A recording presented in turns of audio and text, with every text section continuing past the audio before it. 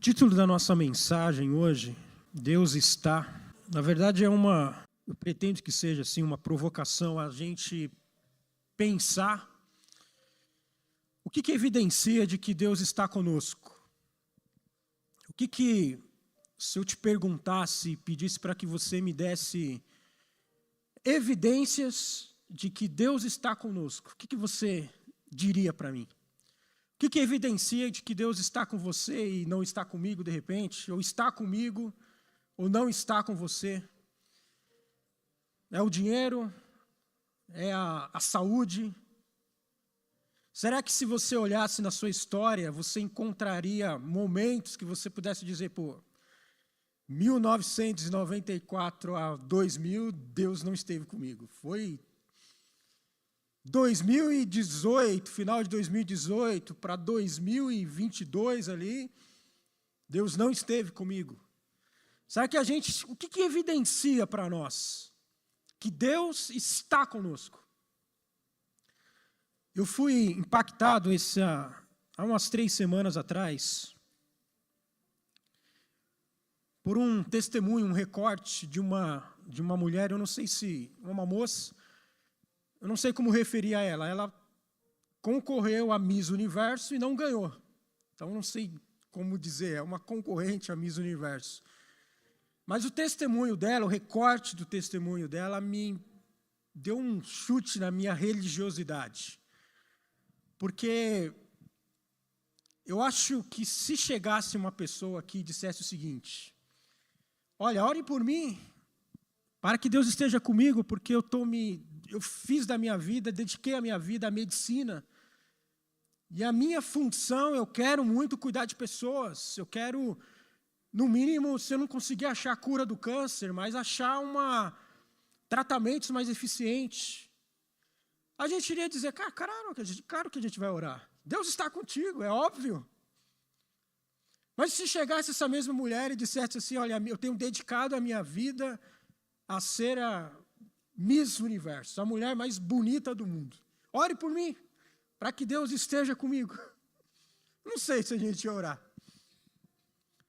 Eu não sei se a gente ia falar, vou orar aqui, mas também não sei.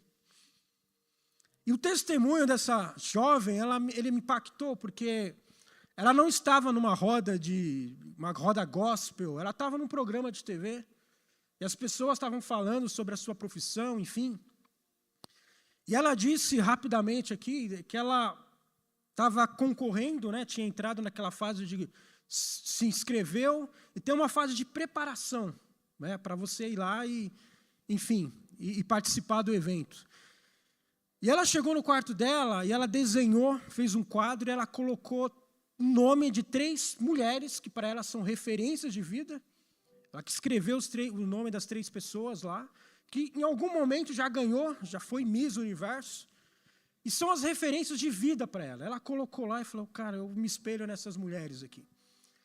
E durante o tempo de preparação, ela tem que participar de alguns eventos, tem que ir em alguns programas de TV, enfim. Sem planejar nada, ela foi conhecendo essas mulheres que ela escreveu lá no quadro. Então, ao longo desse caminho, ela, às vezes, tinha que ir uma outra pessoa, a pessoa não ia, aí convidava ela, chegava lá, estava uma dessas mulheres. E aí ela fazia amizade, trocava e-mails, trocava WhatsApp, saía juntos, se tornavam amigas. E, enfim, chegou o dia do evento, ela participou, perdeu, e foi para casa triste, decepcionada, angustiada. Quando ela chegou no quarto dela, ela viu o quadro, e ela viu que as 3 mulheres que ela havia colocado como referência de vida, ela havia conhecido, se tornado amigas. E aí ela disse assim, num programa, de novo, não era um programa evangélico, era um programa lá Ela disse assim, Deus foi no meu quarto, e Ele viu o meu quadro. E para mim isso basta, porque Ele me fez conhecer as 3 principais referências de vida para mim. Para mim isso foi um chute na minha religiosidade. Deus entrou no meu quarto e Ele viu o meu quadro. Eu pensei assim, cara, quanto Deus está preocupado com a minha agenda. Quanto Deus está olhando para aquilo que eu escrevo. Será que não tem coisa mais importante para fazer? E aí eu fui para a Bíblia. Eu falei, cara, quem vai me responder isso vai ser os textos bíblicos. Então eu queria ler com vocês alguns textos. E eu queria que o texto falasse contigo. Que os textos bíblicos te falassem se Deus está vendo você ou não. Se Deus está preocupado com aquilo que você escreve ou não. Se Deus está olhando os seus sonhos, os seus desejos e as suas necessidades, que são coisas diferentes. E eu queria começar lendo o Salmo 139. Leia comigo, abra a sua Bíblia aí. Olha o que o salmista diz, Salmo de número 139. Senhor, tu me sondas e me conheces. Sabes quando eu me assento e quando eu me levanto. De longe penetras os meus pensamentos. Esquadrinhas o meu andar e o meu deitar. E conhece todos os meus caminhos. Ainda a palavra não me chegou à língua, e tu, Senhor, já a conheces toda. Tu me cercas por trás e por diante, e sobre mim põe a tua mão. Tal conhecimento é maravilhoso demais para mim. É sobremodo elevado, e não o posso atingir. Para onde eu me ausentarei do teu espírito? Para onde fugirei da tua face? Se eu subo aos céus, lá estás. Se faço a minha cama no mais profundo abismo, lá estás também. Se tomo as asas da alvorada e me detenho nos confins dos mares, ainda lá me haverá de guiar a tua mão, e a tua destra me sustentará. Se eu digo, as trevas com efeito me encobrirão, e a luz ao redor de mim se fará noite, até as próprias trevas não te serão escuras, pois as trevas e a luz são a mesma coisa. Pois tu formaste o meu interior e tu me teceste no seio da minha mãe. Graças te dou, visto que de modo assombrosamente maravilhoso me formaste. As tuas obras são admiráveis e a minha alma o sabe muito bem. Os meus ossos não te são encobertos, quando no oculto fui formado e entretecido com as profundezas da terra. Os teus olhos me viram a substância ainda informe.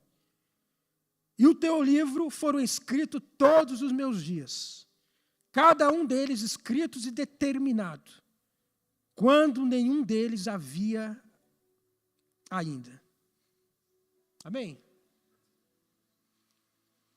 Não sei se você crê nesse texto. E se isso muda a forma da gente viver a vida. Existem algumas evidências de que Deus está. Eu queria falar sobre 4 aqui apenas. E queria que essa sensibilidade de sentir Deus, ela fosse aguçada. Porque às vezes a gente entende, né, como uma mente mais religiosa, de que a gente precisa estar neste lugar. E é óbvio que há uma atmosfera diferente quando a gente se reúne. Um lugar como esse, como a gente já vem com o coração direcionado para dizer a Deus louvores, palavras, a atmosfera muda. Deus está neste lugar, não tenham dúvidas disso. Mas além daqui, uma das evidências de que Deus está na natureza. Está nesse mistério da vida. Está nessas perguntas mal respondidas, que a gente tem dificuldade de responder. Eu não sei se vocês acompanham o telescópio James Webb, que foi lançado, se não me falha a memória, em 2021 ou 2020. Eu não sei se vocês acompanham as imagens que ele traz para a gente. Sempre que eu vejo as imagens, eu penso como o salmista disse no Salmo de número 8. Senhor, quando eu contemplo os teus céus, a lua, as estrelas, obra dos teus dedos, o que é o homem para que dele te lembres? Ou o Salmo 19, se não me falha a memória, que o salmista diz assim, um dia discursa o outro dia, um dia faz palestra para o outro dia, e à noite dá aula para outra noite. E o salmista diz o seguinte, que o Senhor, Ele colocou as suas obras de arte, ela pendurou as suas obras de arte no mundo. Quando você olha as imagens, quando você olha o campo da biologia, da física, não tem como a gente dizer, Deus não está. Quando você olha a física, eu não sei se vocês acompanharam, por exemplo, muita gente já assistiu aqui Dark, aquela série, acho que está na Netflix hoje, que é uma série que fala da galera que vai para o passado, para o futuro, aí vai para o passado, vai para o presente. A relatividade do tempo, não sei se vocês notaram, mas a série começa com uma frase de Albert Einstein. Ele diz o seguinte, o tempo passado e o futuro é uma mera, como é que ele diz? Ela fala assim, é uma coisa que a gente, é uma teimosia, a gente insiste em dizer que ele existe em lugares separados, mas que é tudo no mesmo tempo. A Bíblia olha para isso e diz assim, para Deus, um dia vale 1000, e 1000 vale um dia. O tempo para Deus, ele é o alfa e ele é o ômega, o princípio e o fim de todas as coisas. Então, o tempo para Deus, ele é o Cordeiro de Deus que foi imolado antes da fundação do mundo. Esse mistério da vida, que aquela folhinha seca que caiu no quintal da sua casa, o sistema dela é mais profundo do que o smartphone que você carrega aí de... Está no 15 agora, né? Apple 15, eu acho. Que é um caríssimo e que a galera compra e fica... Porque o sistema inteligente, inteligência artificial, tecnologia, tudo misturado na sua mão. Mas a folhinha seca que caiu no quintal da sua casa, o sistema por trás dela mostra a gloriosa... Aquilo que a gente cantou aqui. A galera não sabia o que eu ia pregar, mas cantou a minha pregação. Um Deus poderoso, que às vezes se manifesta em raios e trovões, às vezes se manifesta em silêncio, às vezes é uma paz absurda. Deus está neste lugar, no crepúsculo, no pôr do sol. Quando você vai para a praia e vê aquele imenso mar, Deus está. Cada vez mais a ciência não consegue dizer, cara, veio do nada. Não dá para dizer que não existe um arquiteto, um engenheiro, a paleta das cores, sabe, a profundidade das estrelas que morreram e a gente está vendo o brilho das suas explosões que aconteceu há milhares de anos atrás. Esse mistério da vida, que o salmista diz, antes que eu era informe, tu me conheceste. Deus chama Jeremias e diz, antes que eu te formasse, antes que você ganhasse corpo biológico, eu te conheci. E a nações eu te dei para o profeta. Esse mistério da vida, que há alguma coisa que nos chama, é Deus. Não tem como não olhar e dizer, tu és grande, Senhor. Tu és grande. Estava vendo uma entrevista de um cientista brasileiro, perguntaram para ele, qual foi a coisa mais maravilhosa que você já viu? E ele disse que foi nossa, esqueci o nome agora, quando a lua põe o sol, eclipse. E ele falou que, porque uma coisa é você ver pelo vídeo, uma coisa é você ir lá. E ele foi num lugar, ele sabia que ia ter o eclipse solar e ele foi para presenciar. Meio-dia, a lua cobrindo o sol. E aí ele fala que a temperatura cai imediatamente. Os pássaros começam a voltar para o ninho, porque eles entendem que chegou o momento de voltar, chegou a tarde. Os animais noturnos começam a aparecer, em pleno meio-dia. A temperatura, a reação das flores. E ele, o cientista tem uma sensibilidade, para a gente às vezes meio ignorante, a gente ignora essas coisas. Mas o cientista percebe a flor que fecha, os pássaros voltando.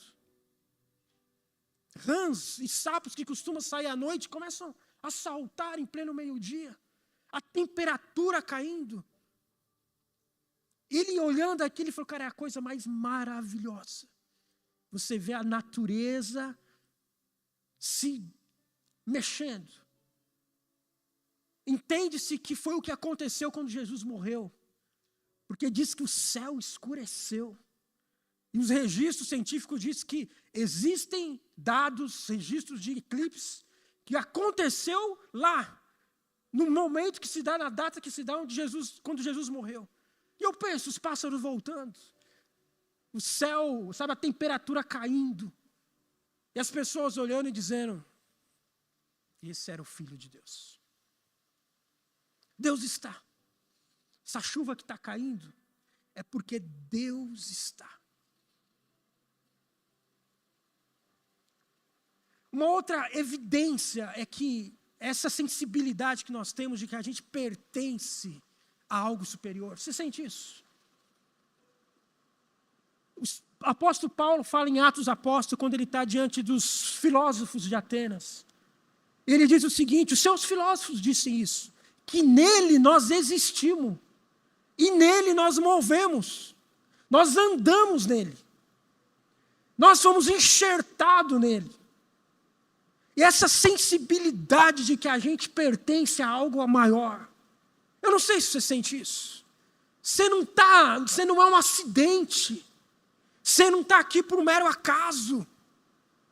Não tem nada como alguns que não sentiram isso.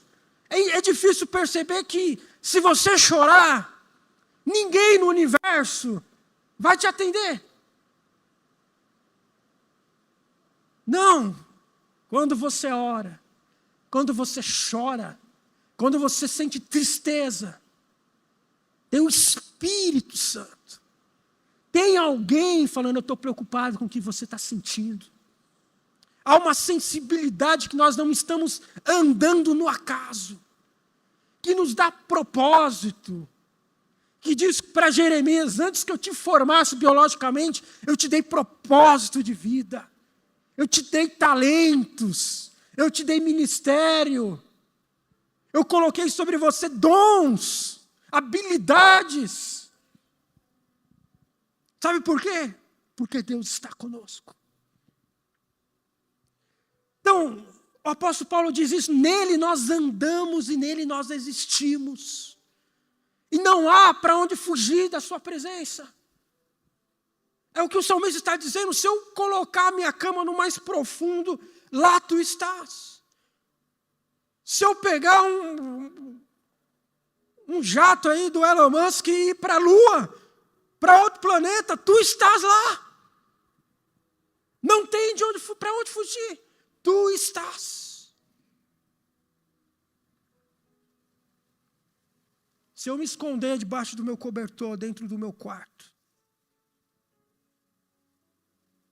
em depressão, e querer que ninguém me veja, tu estás. Tu entras no meu quarto e tu estás vendo a dor da minha alma. Para onde eu vou fugir, Senhor? Antes que me chegassem as palavras na minha boca, tu já conheces. Estou pensando em falar alguma coisa, de longe, tu vê os meus pensamentos. É um mistério que a gente não entende. O salmista diz, eu não entendo. Eu não entendo como um dia é 1000 e 1000 para ti é um dia só. Eu não entendo como o Senhor é o alfa e o ômega ao mesmo tempo. Uma outra evidência de que Deus está é a igreja e a mensagem que a gente carrega. A mensagem do Evangelho. É esse povo que Jesus disse para Pedro: você vai edificar a minha igreja e as portas do inferno não vão prevalecer. É esse povo que se reúne em vários lugares do mundo há tanto tempo, com um monte de problemas, pecado, mundo espiritual lutando, mas a igreja prevalece. E vai ganhando vidas, e vai ganhando pessoas, e mesmo com os seus problemas e os seus erros, a igreja e a sua mensagem. Porque a igreja, irmãos, ela mantém essa consciência espiritual viva. Porque essa consciência espiritual que nos dá essa sensibilidade de enxergar as coisas. É esse evangelho que a gente carrega no peito. Essa mensagem de um cordeiro que foi imolado. Que está explícito nos filmes. Que está explícito, por exemplo, nos filmes da Marvel, onde o Homem de Ferro morre para salvar a humanidade. É o Evangelho. Quem que morreu para salvar a humanidade? Jesus. Que a galera se reúne e fala assim: a gente precisa ir no passado resolver, tentar tirar as pedras lá de Thanos para a gente consertar o futuro. E aí eles se reúnem e estudam a física, como é que a gente vai voltar ao passado, resolver os problemas para a gente ter um futuro de paz. É o Evangelho. Na ficção científica, um grupo de super-heróis volta ao passado. Mas na vida real, Jesus vai ao futuro. E ele toma a chave da morte, do inferno, do pecado, para resolver o nosso futuro. Ele vai e volta.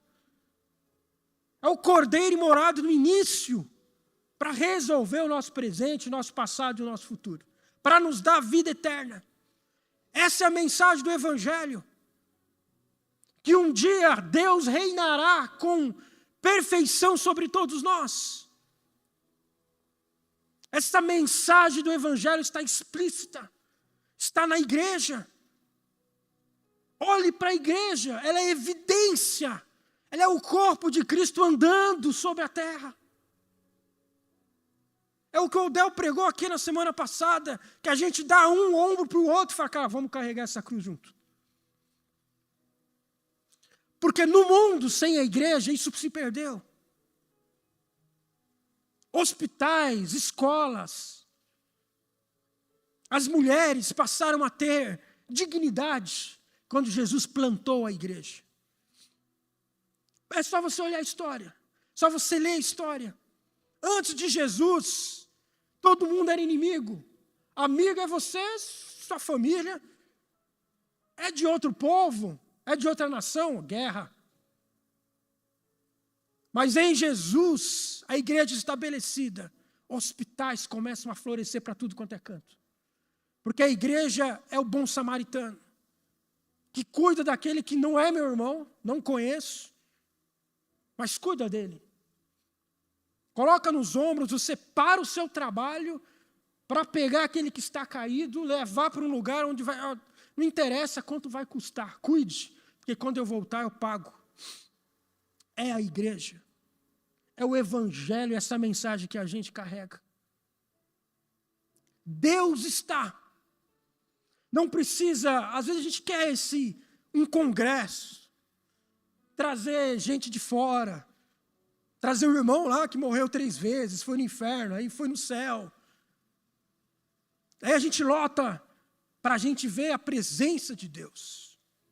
Enquanto o congresso não vem, a gente tem dificuldade de perceber que não tem para onde fugir.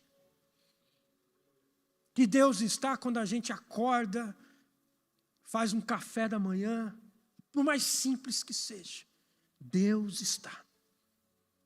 Deus está no quarto olhando aquilo que a gente escreve. E às vezes é tão supérfluo, é uma coisa tão... Mas Deus está. talvez tão insignificante, mas Deus está. Queria ler com vocês Hebreus 12.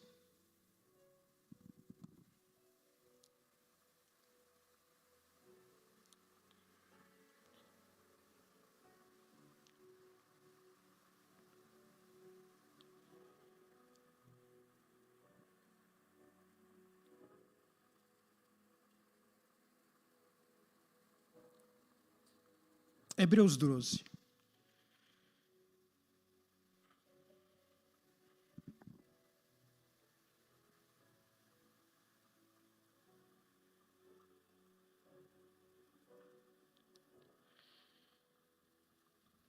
O capítulo 11 de Hebreus está falando sobre os heróis da fé. Está contando toda a história deles. E aí o capítulo 12 diz assim: portanto, também nós, visto que temos a rodear-nos tão grande nuvem de testemunhas, que são os heróis da fé, são essas pessoas que andaram com Deus. Hebreus 11 fala que o mundo não era digno que eles pisassem aqui nessa terra. Estamos rodeados de tão grande nuvem de testemunha. Desembaraçamo-nos de todo o peso do pecado que tenazmente nos assedia. Corramos com perseverança a carreira que nos está proposta, olhando firmemente para o autor e consumador da fé, Jesus, o qual, em troca da alegria que lhe estava proposta, suportou a cruz, não fazendo caso da ignomia, e está sentado à destra do trono de Deus. Evidência de que Deus está. São esses heróis da fé. São essas pessoas que a gente às vezes esbarra na rua, e é gente que andou e anda com Deus.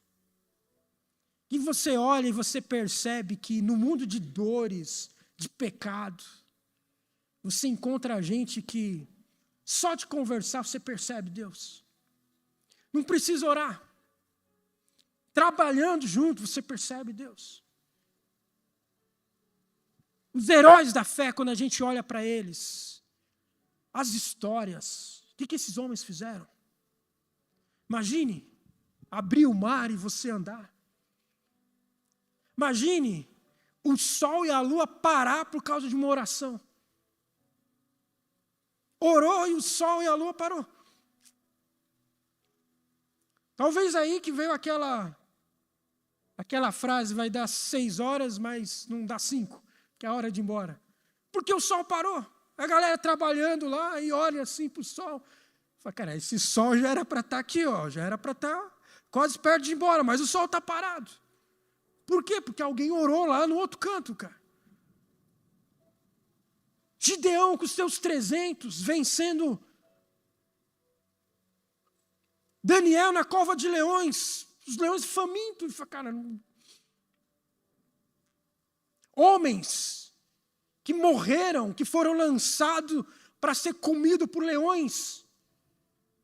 E te falaram, cara, eu vi coisas muito maiores. Pode... Não, mas você não está vendo, o seu amigo acabou de ser... Foi partido ao meio por um leão e você é o próximo. Você não vai negar Jesus? Falou que não tem como negar. E como dizem, a gente não morre por uma mentira. A gente morre porque a gente tem certeza do que a gente viveu. Então, os heróis da fé, essas pessoas que a Bíblia diz, cara, a gente está cheio de testemunhas de que Deus está fazendo uma coisa maior. Eu queria terminar lendo 2 poesias. Uma do salmista, Salmo 19. Olha o que o salmista diz no Salmo 19. A glória de Deus viaja pelos céus. As obras de arte de Deus estão expostas no horizonte. A Senhora Alvorada ministra aulas todas as manhãs. E o professor, ao anoitecer, leciona no curso noturno.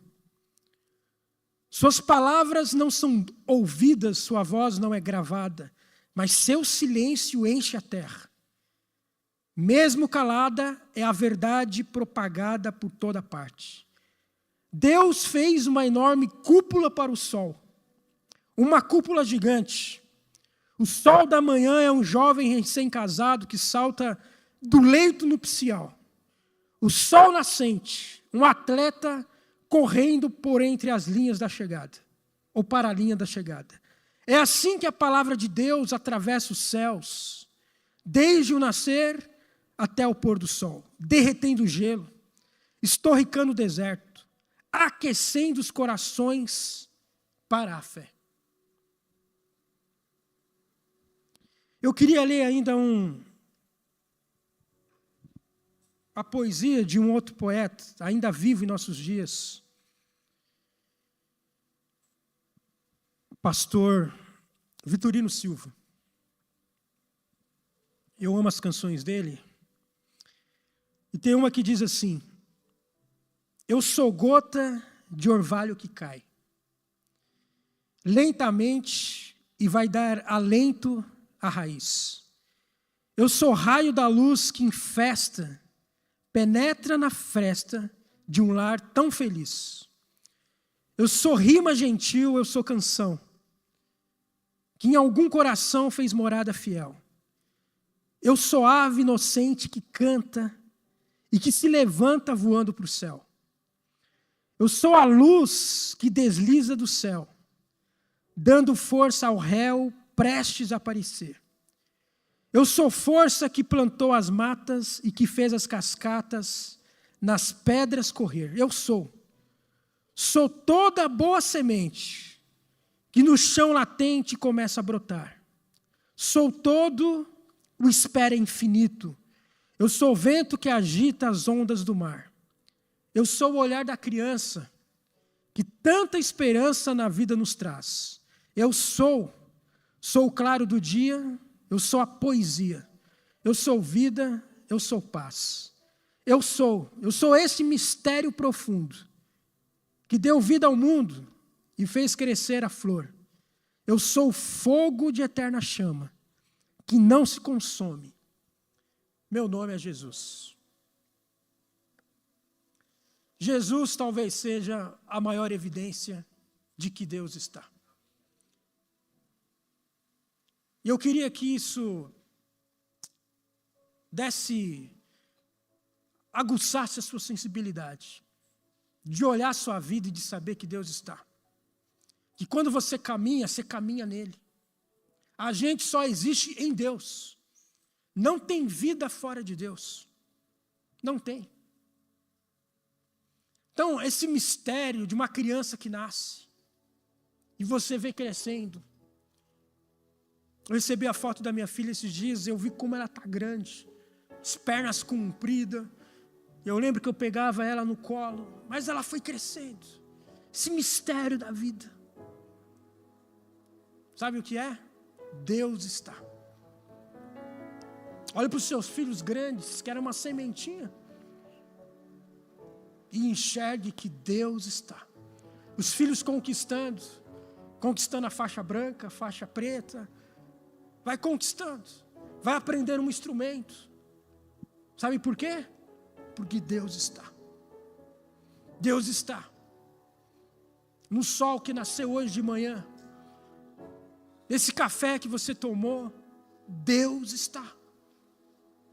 Deus está aqui quando a gente nos reunimos e começamos a cantar louvores a Deus. E a gente chora, porque Deus está. A gente chora quando nós fizemos uma oração pelo meu cunhado e falamos: Senhor, nós acreditamos em Ti. Por que se acredita? Porque Deus está. Então talvez a gente está querendo Deus se mostrar com os trovões, como Ele se mostrou para Moisés, como a gente cantou aqui. Mas quando Elias estava enfurtado lá dentro de uma caverna, fugindo, alguns dizem em depressão, Deus disse para ele: vai para um lugar que eu vou falar contigo.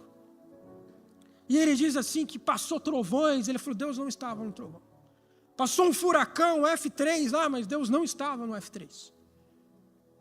Um terremoto, o chão se abriu, Deus não estava lá. Mas veio uma neblina, talvez um sol que aquecia. E ele falou, Deus está. Deus passou. E deu novos olhares para Elias. E disse, cara, você não está sozinho. Tem tais 300 lá, 300 homens que não se curvaram. Levanta daí e começa a caminhar. Deus está. Por mais que às vezes a gente, cheio, ocupado de tanta coisa, não consegue perceber que Deus entrou no nosso quarto. E viu a nossa agenda. Olhou para o quadro, aquilo que a gente escreveu, e falou, eu vi. Os seus pensamentos, os seus projetos, os seus planos, eu vi. Antes que viesse palavras da sua boca, eu sei. De longe eu percebo os seus pensamentos. Então perceba. Não é as lutas que nos faltam, ou as lutas que a gente tem passado que diz que Deus não está. Deus está quando tem lutas. Como ele diz para Jeremias ou Isaías, se passar pelas ondas, pelas águas, pelo fogo, eu vou estar. Eu vou estar, Jeremias. Se passares pelas águas, estou contigo. Se tiver luta para fazer, eu vou estar contigo. Se tiver vento, ventania, eu vou estar contigo. Perceba que Deus está. Andamos nele. Estamos aqui por Ele. Fomos enxertados nele. Nós frutificamos nele. Nós cantamos e agimos nele. Os dons que temos veio dele. Então as habilidades que você tem, com matemática, com números, com idiomas, é resquício de Deus em você. É um pouco de Deus em você. São as características de Deus em você. Deus está. É quando você vê uma obra de arte, quando você ouve uma canção. Tem alguns guitarristas que às vezes você ouve, e não precisa ninguém dizer, ó, esse guitarrista tocando é aquele fulano, porque você percebe. Você percebe o timbre que ele usa, as notas que ele usa, isso aqui é característica desse guitarrista. Você vê um quadro pintado e se você estuda arte, não precisa estar escrito a assinatura, você percebe, você fala, esse aqui é Picasso. Esse aqui, você percebe. A gente olha para as pessoas e a gente percebe Deus na vida das pessoas. A gente olha as pessoas cantando e a gente percebe Deus na vida das pessoas. Que você perceba que Deus não te abandonou. Que você perceba que talvez o seu dom não é aqui em cima. E não se sinta inferior porque você não sabe pregar, porque você não sabe cantar, porque você não sabe tocar um instrumento. Você foi formada de uma forma maravilhosa e assustadora. Que a ciência olha e diz, cara, ao mundo oculto da física quântica, que os caras estão tentando entender. Essa oração que a gente faz e as coisas se transformam. E a oração vai onde ninguém vai. Essa palavra que a gente escuta e desperta a nossa fé. E você chega caído e de repente o céu, o problema que era tão gigante, vira algo tão transponível. Você fala, vou passar. Sabe por quê? Porque Deus está. Deus está contigo. Deus está contigo. Ainda que não profeta nenhum se levante e fale, e diga o seu RG, e fale, olha, não te conheço, mas o seu RG é o 29, 612, 187, Não precisa. Antes que os pensamentos venham ao teu coração, Deus conhece. Amém? As nossas evidências de que Deus está quando a gente olha para o dia que amanheceu, para a noite que está chegando. Esse mundo não veio do acaso.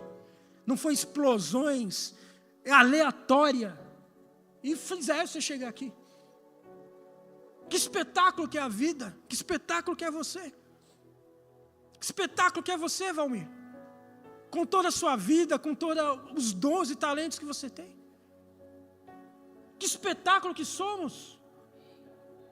Somos sagrados. O pecado profanou o sagrado, mas o sangue de Cristo nos purifica de todo pecado. O sangue de Cristo. E a Bíblia fala que a natureza está gemendo, porque vai ter um dia que ela vai ser restaurada também por completo. Mas imagine, não está 100% e a gente vê as paletas das cores, os montes, as luas, as estrelas. Quem é o homem para o Senhor visitar? Quando a gente olha a imensidão, o buraco negro, o tempo e a relatividade do tempo. Albert Einstein dizia, se você tem um filho de 10 anos, 2 filhos, a Rebeca dá para fazer isso, que ela tem gêmeos.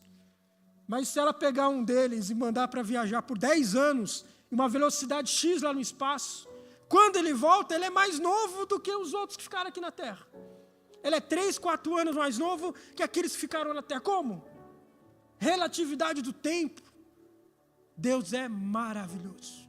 E nós cantamos aqui. As canções que foram cantadas diz, cara, tu és poderoso, tu és grande. Não tem como a gente não dizer, Senhor, tu és grande. Tu és poderoso. E sabe que Ele se importa contigo. Ele entra no seu quarto e vê o seu quadro. O quadro que você pintou e as agendas que você fez, os projetos que você escreveu, nenhum deles estão ocultos. Nenhum deles. Não tem nada em você que está escondido e Deus não saiba. Não tem nada. Não, isso aqui eu ainda nem orei, não sei se vou falar. Deus já sabe. O pastor não sabe, eu não vou contar, mas Deus já sabe. As minhas fraquezas, como dizem aqui, Deus sabe. Não tem que esconder. Então se abra. Porque Deus está no seu quarto. Deus está na fresta que entra pela janela de um lar tão feliz, como diz Vitorino Silva. Deus está no olhar da criança. Que você olha aquele sorriso de alguém despreocupado com a vida, não tem conta para pagar. As crianças correndo, a bagunça sendo feita, é porque Deus está. Tem louça para lavar na sua casa? Porque sujou as panelas de comida? Porque Deus está. Então, não duvide não. Não saia daqui com essa dúvida. Será que está? Será que Deus está vendo meus problemas? Não duvida não. Duvida não. Deus está vendo todas as coisas. Antes que te formasse, eu te conheci. E eu te dei propósitos. Tu és meu. Te comprei. O mundo tentou te comprar para ele. O pecado nos fez tanta bagunça em nós. Fez bagunça na nossa alma, nos nossos pensamentos. Mas eu te comprei. Tu és meu. Apocalipse diz que eu comprei para mim. Povos, línguas, tribos, nações. São meus. Jesus disse isso para o seu pai. Ele disse, ó Senhor, aqueles que tu me deste, não joguei nenhum fora. Está comigo. Deus te abençoe. Ressignifique a sua vida se você precisa disso. Ressignifique a sua vida a partir de um Deus que conhece e que está contigo todos os dias. Foi o que Jesus nos disse e nos prometeu. Estou indo para o meu Pai, mas não vou deixar vocês órfãos não. Vou enviar o meu Espírito. Ele vai estar com vocês até a consumação dos séculos. Você acredita nisso?